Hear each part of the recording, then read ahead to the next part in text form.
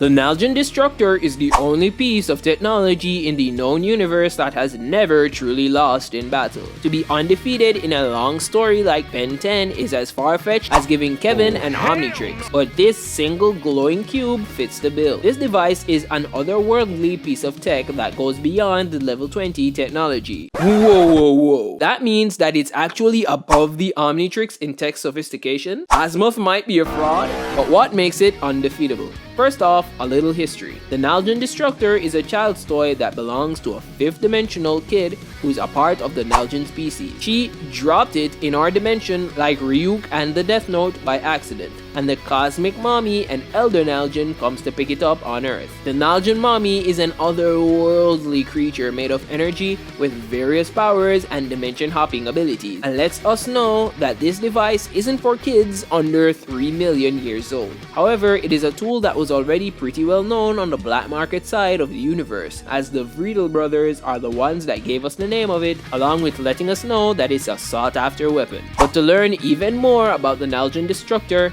let's go to the episode Busy Box to find out why this object is unmatched, and stick around to learn about the secret ability that this box has. Team Tennyson first find the cube on Kevin's scanner, and when they get in close and interact with the device, they realize that it has a strange copycat ability. We see it mimic Kevin's normal and mutated form, and we also see it copy Ben's human form as well. But it gets wilder when it pops up with its own omnitrix and copies Ben's transformation into Humongosaur. This is actually crazy, as both start to fight, and in battle, we see it throwing hands with the Paxosaurian giant like it's from the Hajime no Ippo series. This is not a small feat, as it goes on to not only copy Ben and his transformation, but it copies Kevin's morphing abilities. Gwen ends up trying to go on the offensive on the Busy Box, but as you would expect, it tries to copy Gwen's abilities as well. But unlike what it has been doing before, it doesn't quite get the mana projectiles right. I guess mana constructs aren't so easy to copy. This does bring the question to my mind, and that is as it regards to raw energies, and if they are something that it was just built not to be able to copy, maybe as a protection measure for its Naljian child audience. However, it was able to almost perfectly mimic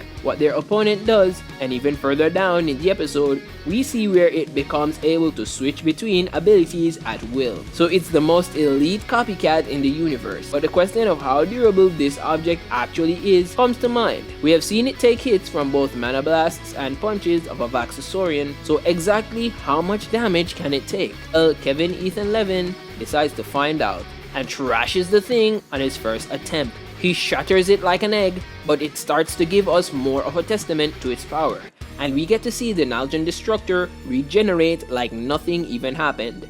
And we furthermore get to see this piece of tech take 0 damage from the team as the episode goes on. So it's an elite Ditto, a grade A imposter, and it's durable. But what are the limits of this contraption? Based on what we get to see, the copying function has its own limit, as it isn't able to fully copy powers and abilities of its opponent. And as we can see where it tries to copy Gwen's mana blasts, and it tries to literally copy Swampfire's fireballs, making balls that are on fire, and they do damage, but they aren't quite the same. It also copied Spider-Monkey's webs, and it honestly did it better than Ben, cause that stuff is super durable.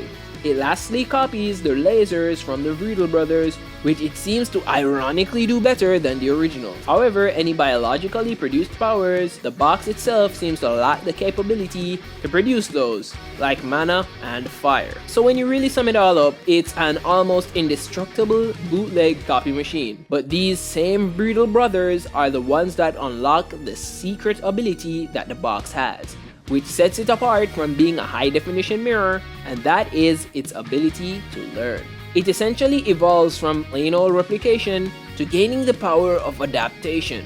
So with this divine treasure, I summon the Mahoraga of BEN10. We know this based off of this very line here. He learned that he really likes destroying things. You see, the Naljian Destructor can not only physically change, but it can develop a form of consciousness based on the things that it sees around it. So when it was out with the Vreedle brothers, it copies their destructive nature.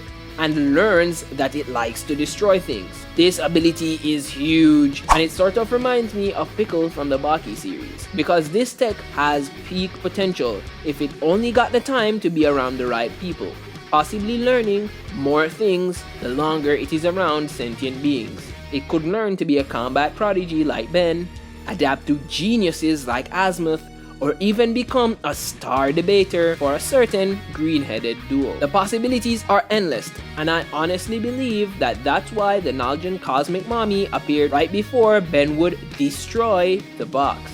Because a thing I noticed is that even after its shell is destroyed, it seems to adapt and grow stronger once it reforms. Maybe she didn't just come there to pick up her baby's fifth-dimensional string theory Rubik's Cube. But chances are, whatever the next adaptation that this device would have made would have become completely undefeatable.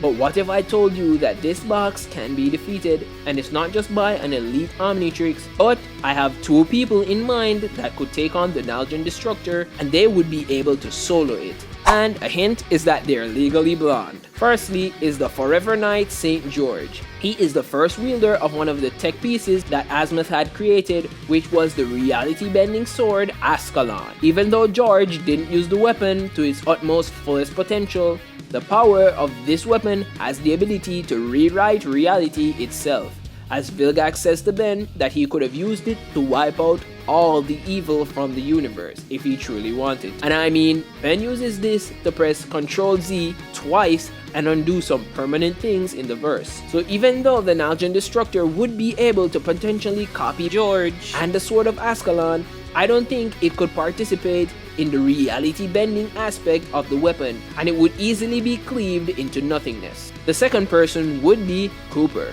Now, we meet him all the way back in Classic, and as underrated as he is one of the most prevalent technopaths in the show.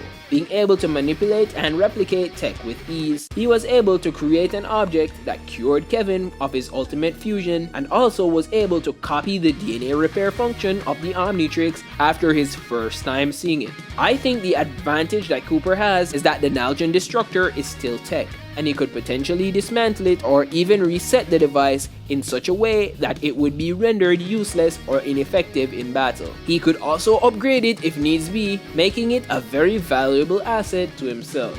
And our surprise guest is Malware. Malware is a rogue mutated galvanic mechamorph who was first birthed after the terraforming of the Galvan moon, who is able to absorb and dismantle tech with the utmost ease, being able to now copy anything he sees along with his already broken abilities, which is kind of scary because Naljian Destructor Malware sounds terrifying. So even though this cube remains undefeated, it can be beaten. But to find out if Alien X loses to the reality-bending sword Ascalon, click here.